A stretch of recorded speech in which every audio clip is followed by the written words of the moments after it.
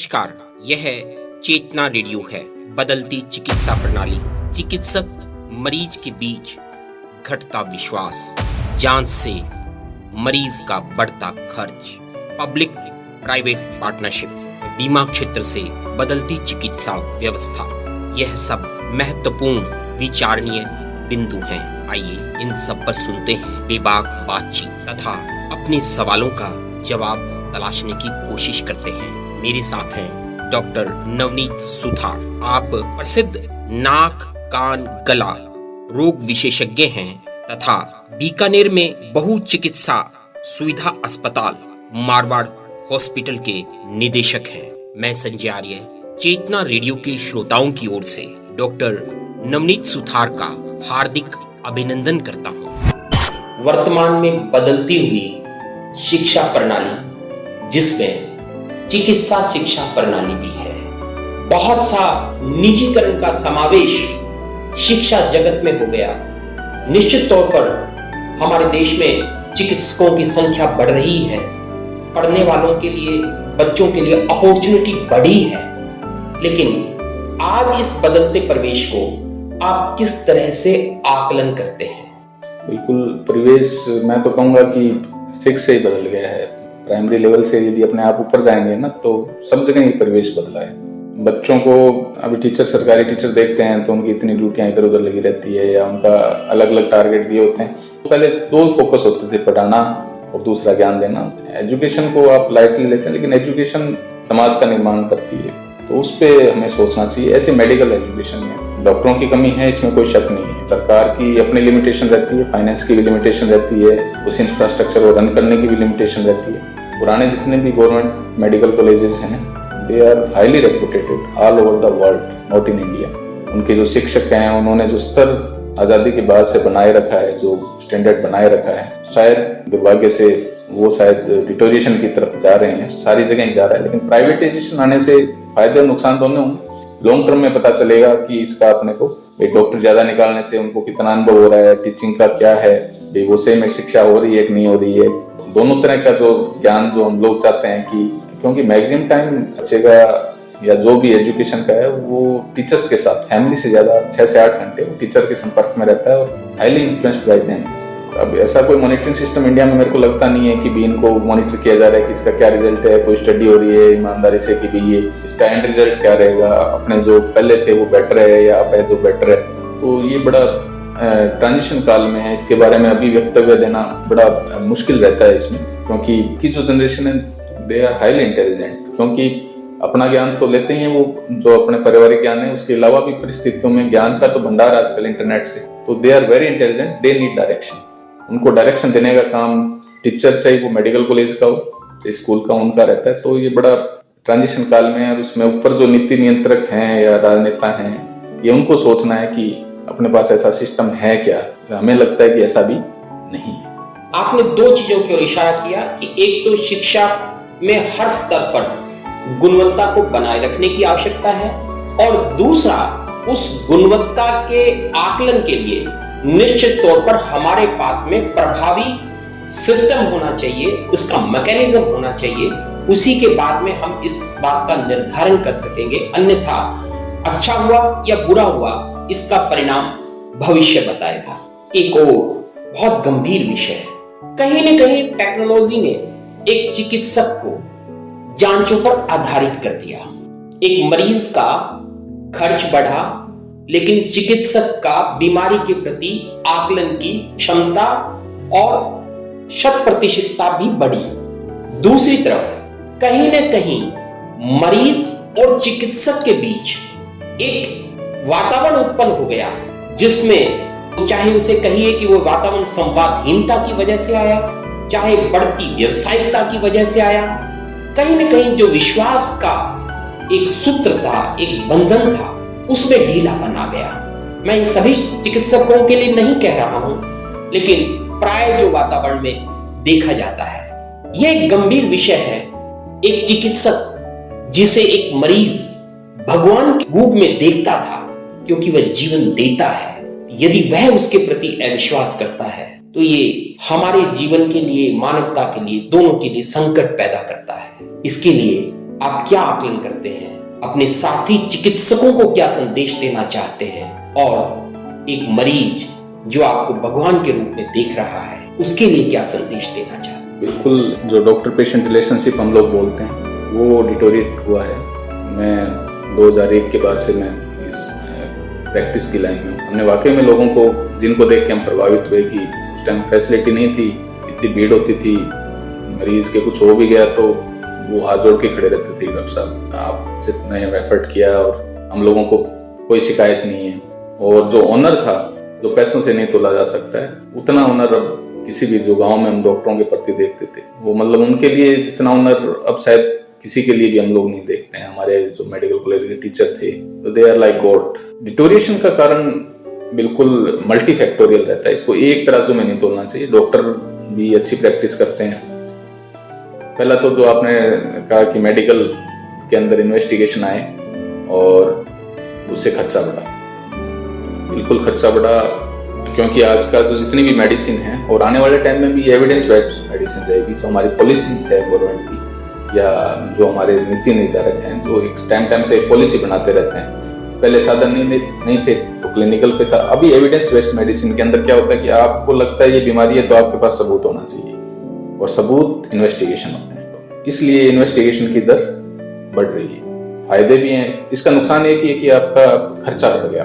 फायदे बहुत हैं। यदि कोई आदमी की बीमारी 1 महीने में डायग्नोसिस हो रही थी तो अपने यहाँ क्या है कि उस व्यक्ति के टाइम की कीमत नहीं लगाई जाती।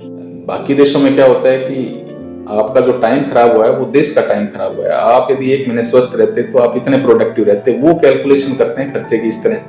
अपने देखते हैं कि इन्वेस्टिगेशन पे कितना खर्चा लगा, क्योंकि अपने अभी भी टाइम की कीमत अपन लोग नहीं समझ पा रहे हैं कि एक स्वस्थ आदमी यदि 1 महीने 2 महीने पहले स्वस्थ हो जाता तो देश के कितना काम आता। तो ये चीजें समझाने की जरूरत है। ये पॉलिसीज ऊपर से चेंज हो रही है। डॉक्टर को भी रहता है कि यार मेरा मरीज जल्दी से ठीक हो, क्योंकि इसमें दोनों व्यवसायिक हित भी रहते हैं। मेरा मरीज यदि मेरे से एक बार में ठीक हो गया तो वो मेरे पास दोबारा आएगा, ठीक नहीं हुआ तो डॉक्टर बदल लेगा।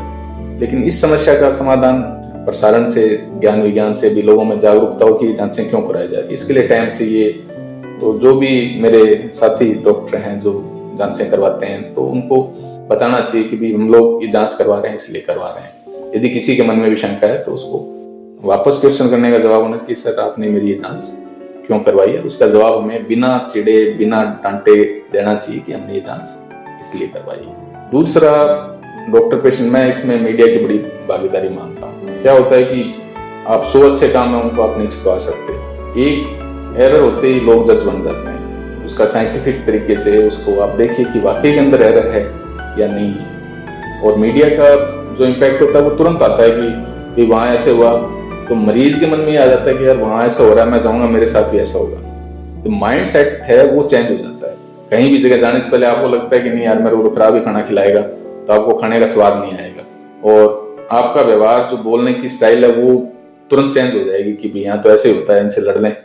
तो आप किसी को लड़ने का जवाब मिलेगा बहुत कम। जो मन को शांत रख पाएंगे वो आप तेजी से बोल रहे हो, आपसे बराबर तेजी से नहीं बोले तो बड़ा मुश्किल होता है। ये भी बायलैटरल है। तो इसमें मीडिया की और समाज के जो संगठन उनकी भूमिका रहेगी कि हम लोगों की भूमिका तो रहेगी, क्योंकि वी आर की रोल्स।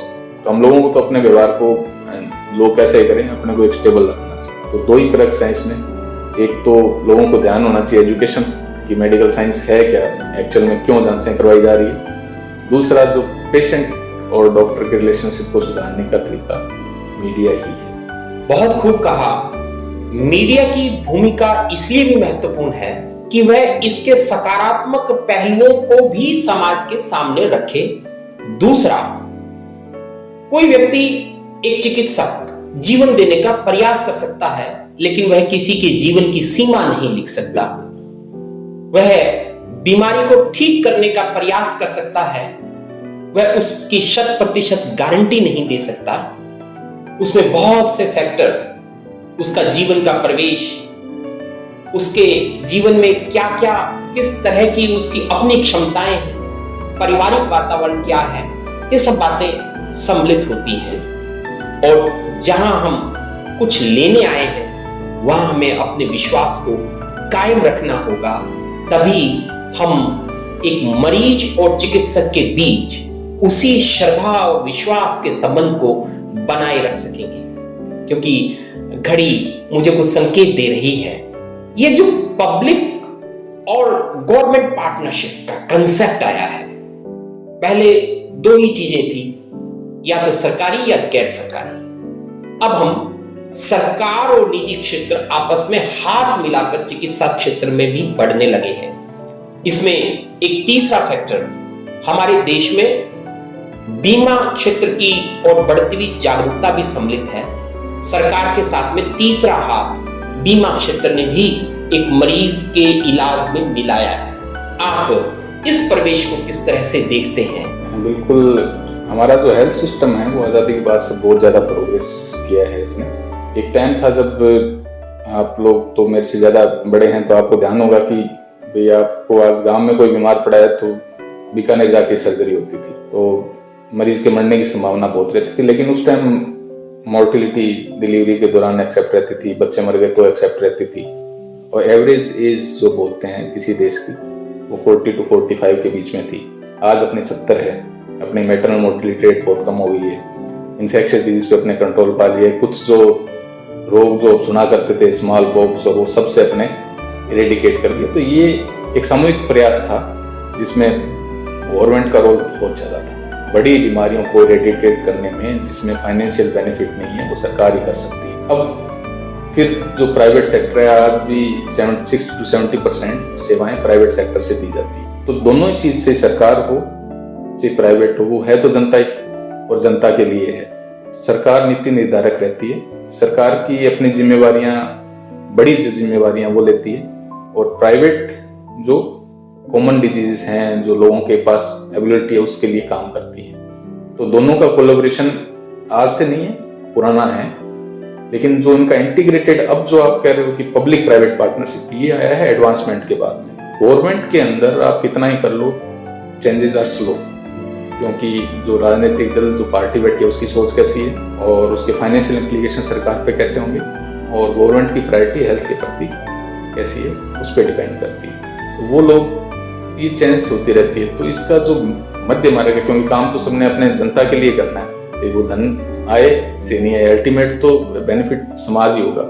तो कई डाटाज आए जिसमें ये था कि भाई अपने जो पुअर पर्सन हैं उन पे जो हेल्थ के कारण कितना कर्जा हुआ, तो उसके लिए सरकार को बीमा को भी इन्वॉल्व करना पड़ा कि इस खर्चे को कैसे रोका जाए, ताकि लोग बीमार पड़ना एक तरह से सजा हो गई, तो उस खर्चे को कम कैसे किया जाए। तो तीनों का कोलैबोरेशन करके, गवर्नमेंट की डायरेक्शन तो अच्छी है कि ये तीनों का कोलैबोरेशन होके हम लोग आगे कैसे बढ़ें। भ्रष्टाचार एक नुकसान है जो पीपी में, अपने पीपी मोड में देखते हैं, उसमें ईमानदारी की जरूरत है। यदि आप ईमानदारी से, स्वास्थ्य है कैसी, स्वास्थ्य और शिक्षा में ऐसा मानता हूँ कि जिसमें 100% ऑनेस्टी होनी चाहिए, ताकि फ्यूचर जो है, जो आने वाली पीढ़ियां हैं, या हम भी बीमार पड़ते हैं, कहीं भी एक्सीडेंट होता है, तो हर जगह ईमानदारी होनी चाहिए, क्योंकि अपने को शिक्षा और एजुकेशन में 100% देना है। तीनों का कोलैबोरेशन जरूरी है, तीनों अलग अलग नहीं चल सकते। सरकार ने बहुत सारे नियम कानून, रेगुलेशन बनाए हैं पिछले 15-20 सालों में।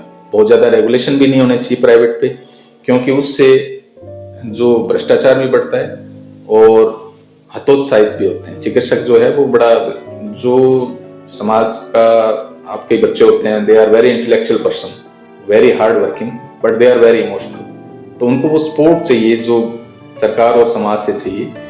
तो जितने ज़्यादा नियम कानून जिन पे होंगे, भ्रष्टाचार की संभावना और हतोत्साहित होने की संभावना ज़्यादा होगी। सिंगल विंडो, फ्लेक्सिबल कानून, कम सजा वाले कानून और अच्छी मॉनिटरिंग, और चारों का आपस में समन्वय। क्योंकि हमारा उद्देश्य है समाज की पंक्ति में अंतिम छोर पर खड़े व्यक्ति को चिकित्सा और शिक्षा।